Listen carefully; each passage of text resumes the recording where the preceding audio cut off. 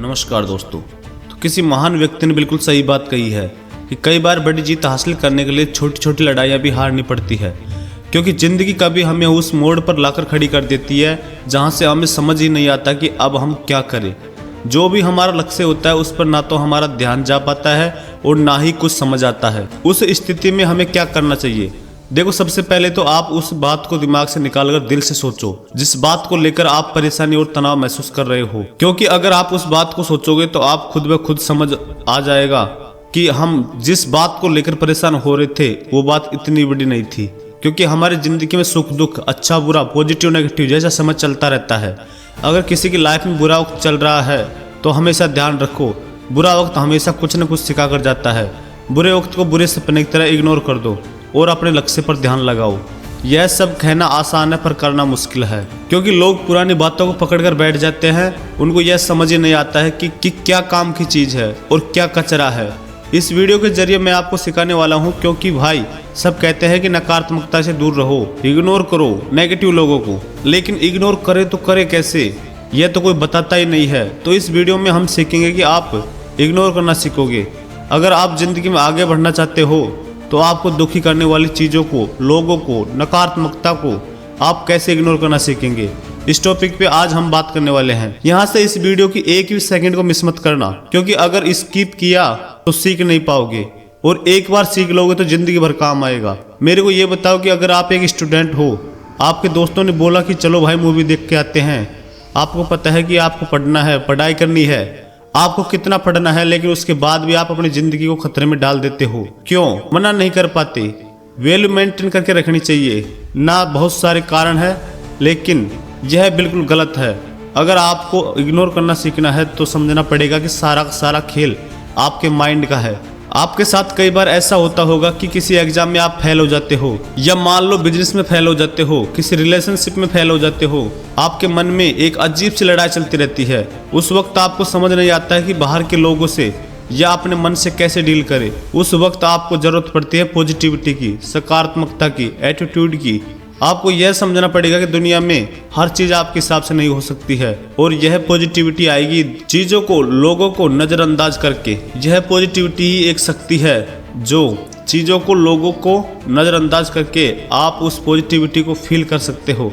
Understand the power of ignoring something positive is most important weapon. पर यार, हमारे सामने ऐसी बहुत सारी चीजें आती है जो हमें बिल्कुल भी पसंद नहीं है, लेकिन हमें उनके साथ रहना पड़ता है।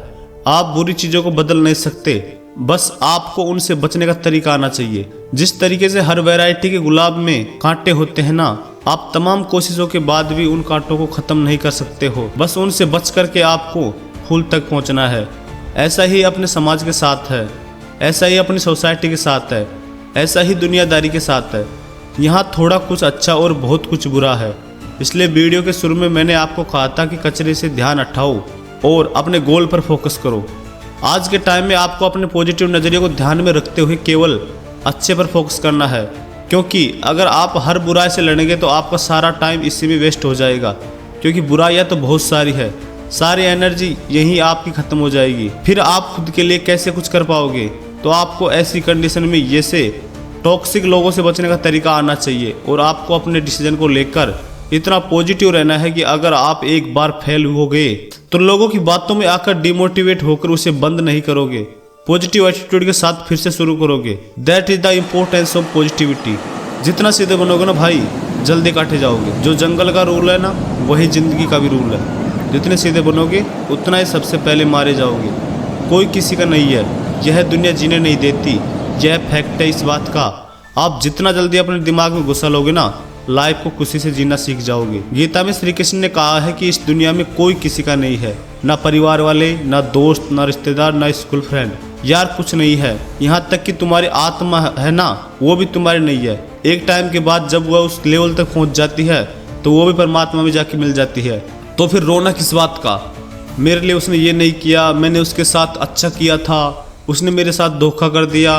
तो यहाँ तेरा अच्छा सिर्फ तू सोच सकता है, इसलिए दूसरों के हिसाब से जीना छोड़ दे। कब तक दूसरों के हिसाब से खुद को तकलीफ देता रहेगा? दूसरों को खुश करने के चक्कर में खुद क्यों मरते हो?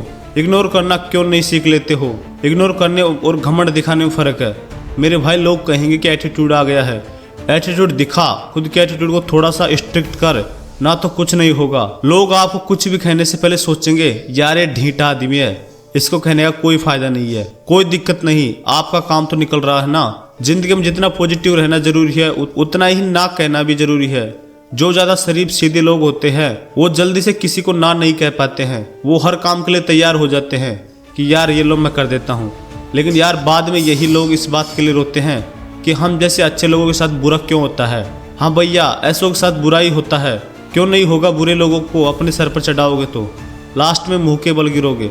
लोग तो तैयार बैठे हैं आपके झुकते ही आपकी गर्दन को काटने के लिए, बाद में बोलेंगे कि यार ठीक से नहीं कटवाए, मजा नहीं आया। आप ऐसे लोगों को जड़ से खत्म तो नहीं कर सकते हो, लेकिन ऐसे लोगों से बच तो सकते हो। यार मत सुनो उनकी बात, मत मानो वो बात जो कहते हैं।